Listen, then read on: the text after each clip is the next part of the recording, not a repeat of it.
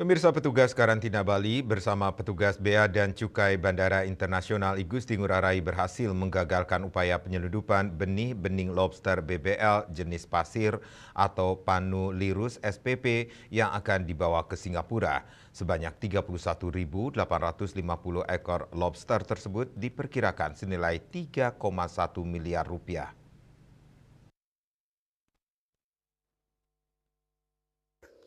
Sekitar 31.850 ekor benih-bening lobster dengan perkiraan nilai kurang lebih 3,1 miliar rupiah tersebut dikemas dalam 23 kantong plastik dan dimasukkan dalam sebuah koper serta tas ransel.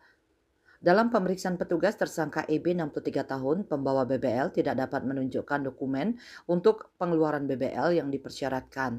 Tersangka mengaku mendapatkan BBL dari Banyuwangi dan sebelum dibawa ke Bandara Igusti Ngurah Rai untuk terbang ke Singapura dilakukan repacking di rumahnya di daerah Sesetan.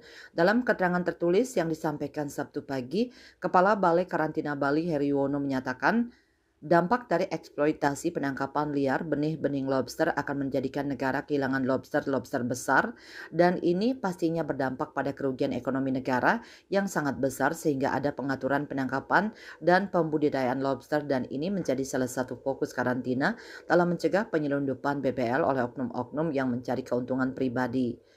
Untuk upaya penyelamatan BBL setelah dilakukan penjajahan dan penyisihan, BBL diserahkan ke PSDKP BPSPL KKP untuk dilepas liarkan. Penyelundupan BBL melanggar pasal 87 junto pasal 34 Undang-Undang RI nomor 21 tahun 2019 tentang karantina hewan ikan dan tumbuhan dan pasal 92 junto pasal 26 Undang RI nomor 31 tahun 2004 tentang perikanan. Raiswantara, Bali TV.